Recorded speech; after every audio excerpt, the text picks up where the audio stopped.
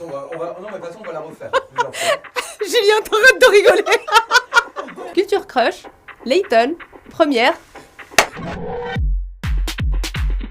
Bonjour, je m'appelle Fatma, je suis manager chez Layton et je suis arrivée au mois d'août 2019.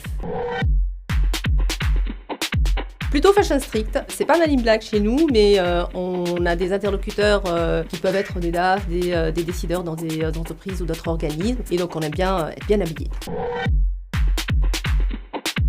Le télétravail, c'est possible chez nous. On peut en faire dans la semaine. Après, on aime beaucoup la convivialité. C'est toujours une bonne raison d'aller à l'agence quand il y a un goûter qui est prévu, un petit déj ou même l'afterwork après la journée de travail.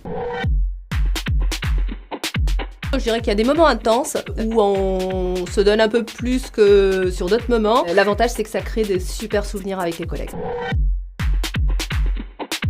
Plutôt grille de salaire. On aime bien l'équité pour l'évaluation des collaborateurs. Après, on est drivé par la performance et quand on surperforme, on est bien récompensé.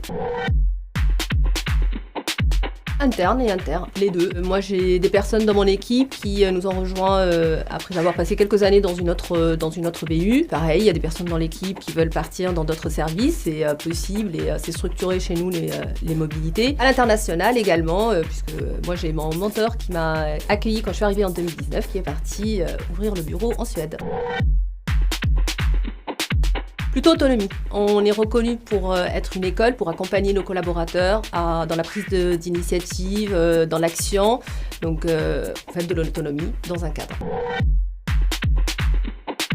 On a des téléphones, des PC qui sont reconditionnés parce que ça nous tient à cœur. Mais pour améliorer nos performances, on a aussi des logiciels qui ont été faits par nos équipes en interne et qui sont faits avec amour.